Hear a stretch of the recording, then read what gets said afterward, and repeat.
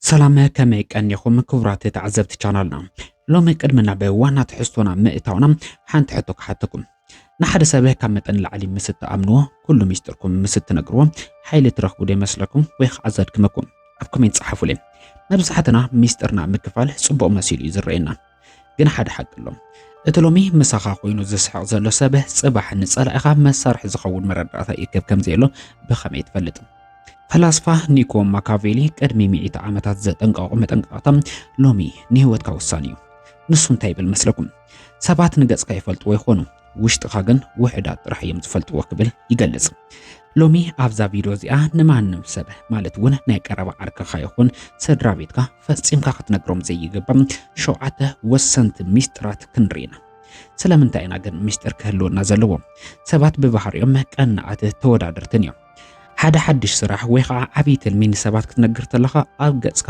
እንኳዕ ደስ በለካ ይብሉኻ ይኾኑ ግን ውሽጦም እቲ ትልሚ ንኸይዕወት ዝጽልዩ ውሕዳት ኣይኾኑን ሶይተሲዝም ዝበሃል ፍልስፍና ኣብዚ ጉዳይ እንታይ ዝብል ይመስለኩም ንዓለም ክትቆጻጸር ኣይትኽእልን ኢኻ ግን ንቓላትካን ንሚስጥራትካን ክትቆጻጸር ትኽእል ኢኻ ሚስጥራትካ ኣብ ዝሓዝካሉ ግዜ መሪሕነት ኣብ ኢድካ ኣሎ ማለት እዩ ሚስጥርካ ኣብ ዘውፅኻሉ ግዜ ድማ መሪሕነት ህይወትካ ናብቶም ሰባት ኣሕሊፍካ ሂብካ ኣለኻ ማለት እዩ ኣብዛ ቪድዮ እዚኣ ሰባት ብኸመይ ንሚስጥርካ ከም መጥቃዕቲ ክጥቀምሉ ከም ዝኽእሉ ንስኻ ድማ ብኸመይ ብዝምታ ዓብይ ዓወት ከተመዝግብ ከም እትኽእል ኩሉ ሓደ ክልተ እንዳበልኩ ናባኻ ካብፅሖም እዮም ብዙሕ ግዜ ንሰባት ዕላማና ክንናገር ከለና ሰባት የድንቁና እሞ ጽቡቕ ስምዒት ይስምዓና እዚ ግን ንኣእምሮና ሓደገኛ መጻወድያ እዩ ኣእምሮኻ እቲ ስራሕ ከይሰርሕካዮ ከም ዝተዓወትካ ኮይኑ ሰለስምዖ ማለት እዩ እቲ ንስራሕ ዘዳለኻዮ ሓይሊ ድማ ቀስ ብቐስ ምህሳስ ይጅምር ኣብዛ ቪድዮ ክንሪኦም ካብ ዘለውና ሸውዓተ ነጥብታት ብፍላይ እታ መበል ሻድሸይቲ ነጥቢ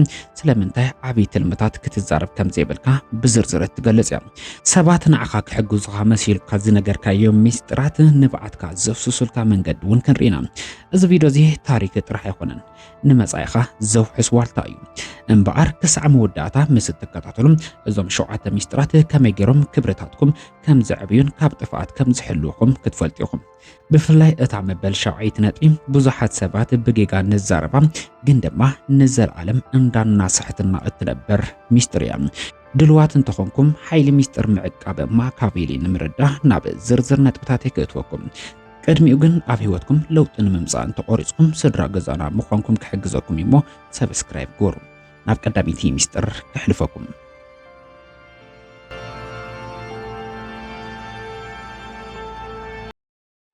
እታ ቀዳሚቲ ክሳዕ ትዕወት ንዓኻ ጥራሕ ክትፈልጦ ዝግበአካ ሚስጥር እዩ ቀጻሊ ስጉምትኻን ትልምኻን መብዛሕትና ሓደ ግዜ ንግዲ ክንጅምር ከለና ሓድሽ ስራሕ ክንቅይር ምስ ሓሰብና ወይ ዓብይ ናይ ህይወት ለውጥ ክንገብር ምስ ተዳለና ቀዲምና ንሰባት ክንነገር ንጓይና ስለምንታይ ኢና ከምኡ ንገብር ምናልባት ድጋፍ ስለዝደለና ወይ ድማ እንኳዕ ደስ በለካ ዝብል ናይ መተባብዕ ቃል ስለዝናፍቀና ክኸውን ይኽእል እዩ ግን እቲ ዝዓበየ ስትራቴጂካዊ ጌጋ ኢኻ ትፍጽም ዘለኻ ስለምንታይ ነዚ ጉዳይ እዚ ሚስጥር ጌርካ ክትጸንሕ ከም ዘለካ ክልተ ነጥብታት ብምልዓል ካርደካ ቀዳማይ ሰባት ኣብ ገጽካ ክስሕቁ ይኾኑ እዮም ግን ብውሽጦም ካብኣቶም ክትበልጽ ካብኣቶም ሓሊፍካ ክትርከብ ፈጺሞም ኣይደልዩን ሓደ ግዜ እቶም ዝቐርቡና ናትና ንብሎም ሰባት ንዓና ካብ ዘለዎም ፍቕሪ ተበጊሶም ኣይትድከም ኣይትኽእሎን ኢኻ ዓለምኩ ሓደገኛ እያ ብምባል ብዘይፈልጥዎ መንገዲ ንትብዓትና ወይ ከዓ ንረኣይና ክሰብርዎ ይኽእሉ እዮም ረኣይኻ ወይ ከዓ ዕላማኻ ንኻሊእ ሰብ ክተርእዮ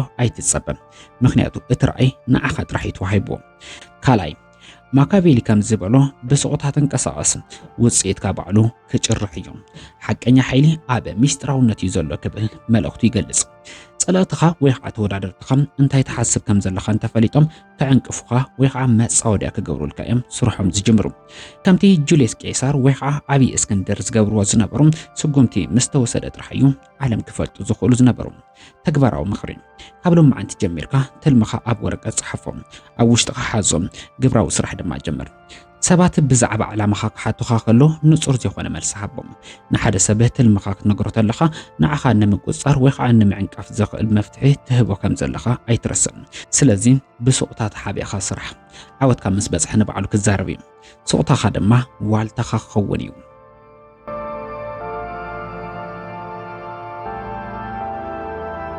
ናብታ ካልእቲ ዝያዳ ሓደገኛ ነጥብ ከስግራኩም ድኽመትኩም ወይ ከዓ ስንፍናኹም ንማንም ኣይትንገሩ።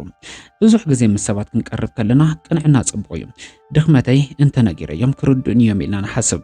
ግን ኣብዚ ጉዳይ ክትነቕሑለኩም ኣብዚ ጨካን ዓለም ድኽመትካ ንሰባት ምግላጽ ማለት ንዓኻ ዝወግእሉ በሊሕ ሰይፊ ኣብ ኢዶም ከም መሃብ ማለት እዩ። ስለምንታይ እዩ ድኽመትካ ሚስጥር ክኸውን ዘለዎ? ሰባት ብባህሪኦም ንኹሉ ነገር ከም መረዳእታ ወይ ከዓ ኢንፎርሜሽን እዮም ዝሕዝዎም። ሎሚ ድኽመትካ ዝነገርካዮ ሰብ ጽባሕ ምስ ተባእሰካ እታ ዝነገርካዮ ሕማምካ ከም መጥቅዒ ክጥቀመላ እዩ። ድኽመትካ ክትናገር ተለኻ ንሰባት ተቓልዓይነትካ ከም ዘሎ ብምሉእ ትነግሮም ከም ዘለኻ ትርዳለካ። ንሳቶም ድማ ነቲ ቁስልኻ እናፈለጡ መዓስን ኣበይን ክወግኡኻ ከም ዘለዎም ይመሃሩ። ኣብዚ ጉዳይ እቲ ናይ ዓለምና ዓብዪ ፈላስፋ ዝኾነ ማርከስ ኦሬልየስ ናብ ዝበሎ ሓጻር መልእኽቲ ከሕልፈኩም። ምስ ካልኦት ክትከውን ከለኻ ተዓገስ፣ በይንኻ ክትከውን ተለኻ ግን ጥቡቕ ኩን ክብል ኣዝዩ ተሪር መልእኽቲ ዘለዎ ሓጻር መልእኽቲ ሕሊፉ እዩ። እዚ ማለት ሕማምካን ድኻምካን ኣብ ውሽጥኻ ተጋደሎ እምበር ናብ ሰባት ድጋፍ ኢልካ ኣይተዘርግሐዮም። ሰባት ብዙሕ ግዜ ሰለናትካ ኣይጭነቁን። ዝተጨነቁ እንተመሰሉ ድማ መዓስ ከም እትደምእ እንዳተጸበዩ ነቲ ድኻምካ ከም መጥቀሚ ክጥቀምሉ ይጽበዩ ከም ዘለዎ ክትርዳእ ይግባእ። ድኻምካ ከመይ ትሕዞ? ድኻምካ ናይ ውልቂ ሓላፍነት እዩ። ንሰባት ዝንገር ዜና ኣይኾነን። እቶም ሓያላት ዝበሃሉ ሰባት ድኻም የብሎምን ማለት ኣይኾነን። ግን ድኻሞም ኣብ ዝተዓጽኦ ማዕጾ ብዝግበር ጻዕርን ዲሲፕሊን ይስዕርዎም። ሰባት ሚስጥራውን ዘይትንበዩን ክኾኑ ከለዉ ብዙሓት የኽብርዎም። ስለዚ ካብ ሎሚ ጀሚርካ ሕማምካ ኮነ ድኽመትካ ንዓኻን ንፈጣሪኻን ጥራሕ ይኹን። ድኽመትካ፣ ስንፍናኻ፣ ሕማምካ ብስቕቱ ኣቕበሮም፣ ብትብዓት ድማ ሰዓሮም። ሰባት ጥንካረኻ ጥራሕ ክረአዮም ግበር።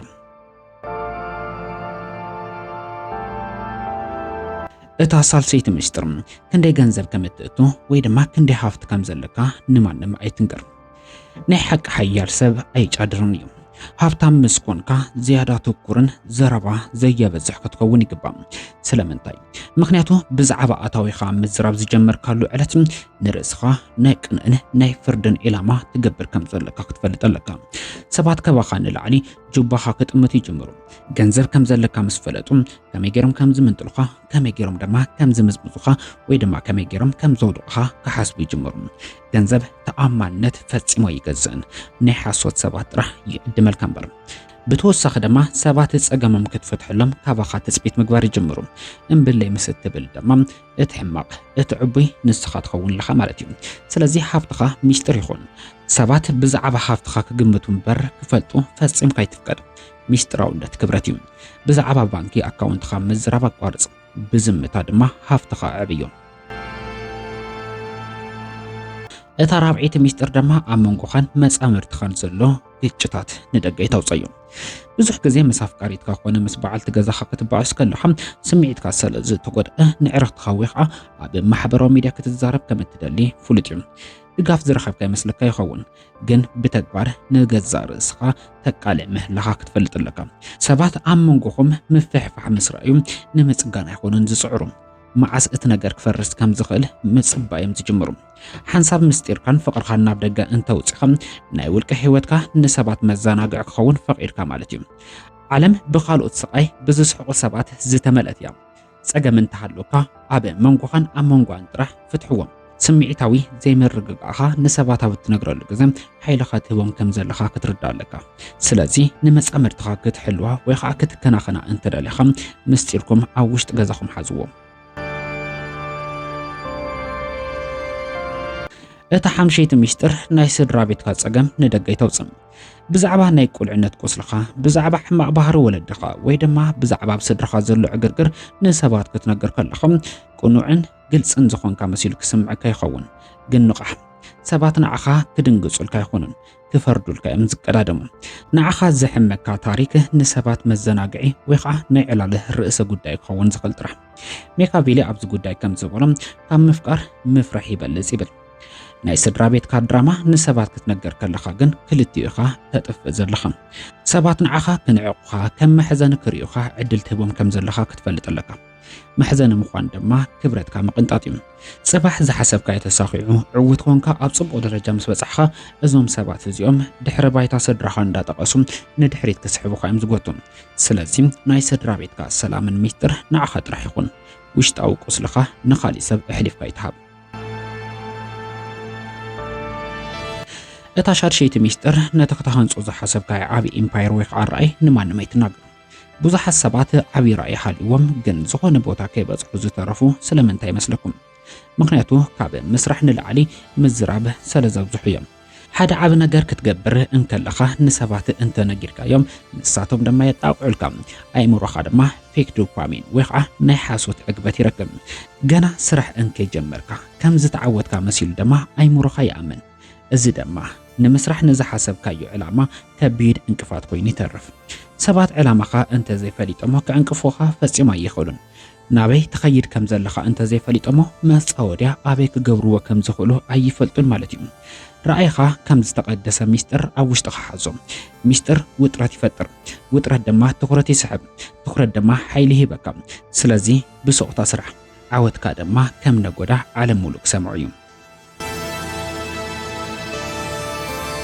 اتا اب موداتا ክትፈልጥ ዋዘለኩም ሚስጥር ደማ ነቲ ዝዓበይት ዓሳ ወይ ከዓ ዝሓለፈ ውድቀትካ ንዝኾነ ሰብ ኣይተንገር ምናልባት ምስ ሰባት ክትዕልል ተለኻ ዝሓለፈ ጌጋኻ ወይ ከዓ ዓሳ ታሪክካ ብምንጋር ሓቀኛ ክትመስል ትደሊ ትኸውን ሰባት ርእሶም እናነቕደቑ ዝተረድኡኸውን ክመስሉ ይኾን እዮም ግን እቲ ሓቂ ንሱ ኣይኾነን በተቃራኒው ዝበዝሑ ሰባት ታሪክካ ክሰምዑ ድልዋት ይኾኑን እቲ ዝገበርካዮ ዓሳ ወይ ከዓ ዝዕንቀፈካ ነገር ኣብ ታሪክካ ብምሓዝ قصالي دغيمو كعنقفكا كم مسارحهم زتقبلوا حنساب مستركا مساوصخايو سبات داغم كم قدمم ايريو خانيوم صباح مستعودكا قام ازكو كم زنبر يندابولم ندحريت كسحبو خايفتنم عسى نعخا ممهري خان مساللكم خون طرحم بر نسبات مزراغ تاريخ خونه يقبان جيغاتاتكا نعخا نفطاري خان طرح قدفو حيالا سبات تعصم اب صوتا بمقبر ناب حدش سرعه ديسيبلين يغيروا زمتخا ويخا صوتخا والتخا يخون كابلو من جميركا ميستركا بزغبا حزم كبراتن فتواتن تعذبتي لو مزرعنا يمشوعات ميسترات نهيواتكا كاب طفات زحلو والتخايم ميكافيلي كم زبلو على من ميستراونتيا التخبر ميستركا اب زحاسكا لوغزه حيلخا اب ايدكا خمزلو فلط كابلو من جميركا نزا ميستركا كم حدش مسار عاوت كتقمل لا يغبا نزا فيديو زيا تقاميت كوينان ترخيبكما لايك مغبار يترسو نخالي سب كتقملو دما شير غورو نعخاتكم ابزوم شوعات نطبطات زياده زفيتكمون اب هيوتكم دما زغاطمكم انتلي دما اب كومنت اكافلونا كنمحرلو تمساسالي نيوتكم اب زقيرو غداي تنتريسو زقرب زتفلالي فيديوهات كسعبو سلازخونو سبسكرايب بمقان اكل سدرانا كتكونو انداتمنخم سنه قنه تمنخم